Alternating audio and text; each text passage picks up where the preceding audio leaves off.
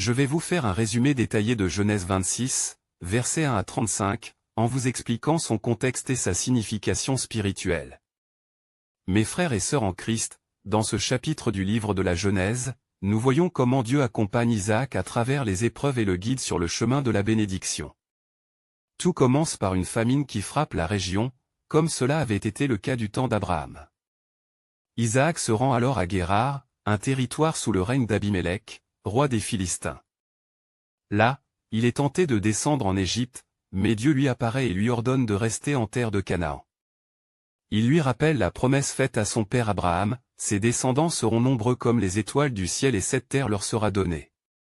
Par cette parole, Dieu réaffirme son alliance avec Isaac, en raison de l'obéissance et de la fidélité d'Abraham. Cependant, une peur saisit Isaac, il craint pour sa vie à cause de la beauté de sa femme, Rebecca. Dans un acte de faiblesse humaine, il la présente comme sa sœur, comme son père Abraham l'avait fait avec Sarah autrefois. Mais un jour, Abimélec surprend Isaac en train de se montrer affectueux envers Rebecca. Il comprend alors qu'elle est bien sa femme et le réprimande sévèrement pour avoir trompé les Philistins, risquant ainsi d'attirer sur eux un péché grave. Abimélec protège alors Isaac et sa femme, interdisant à quiconque de leur faire du mal. Malgré les difficultés, Isaac prospère dans le pays. Il cultive la terre et obtient une récolte abondante, 100 fois supérieure à ce qu'il avait semé, signe manifeste de la bénédiction divine. Il devient si riche que les Philistins commencent à l'envier. Dans leur jalousie, il bouche les puits que son père Abraham avait creusés.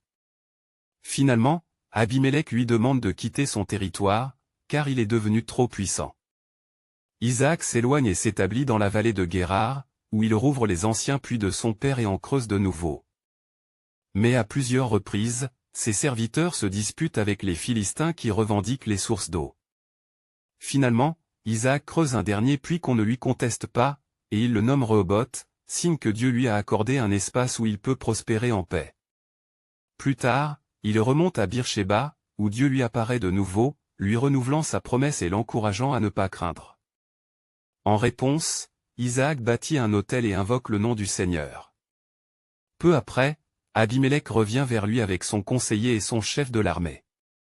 Ils reconnaissent que Dieu est avec Isaac et concluent un pacte de paix avec lui.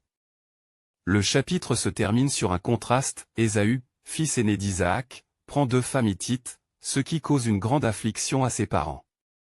Ce mariage avec des femmes étrangères illustre son éloignement des promesses divines. Leçon spirituelle de Genèse 26. La foi en Dieu dans l'épreuve, comme Isaac, nous sommes appelés à faire confiance à Dieu, même dans les moments de difficulté. L'obéissance apporte la bénédiction, Isaac prospère non par sa force, mais par la fidélité divine. La patience et la paix, face au conflit, Isaac choisit la paix plutôt que la dispute, et Dieu l'honorait en lui donnant un territoire sûr. La nécessité du discernement, comme Ésaü, nos choix peuvent soit nous rapprocher de Dieu, soit nous éloigner de ses bénédictions. Que ce passage nous encourage à rester fidèles à Dieu en toutes circonstances, sachant qu'il est le maître de nos vies et le garant de nos bénédictions. Amen.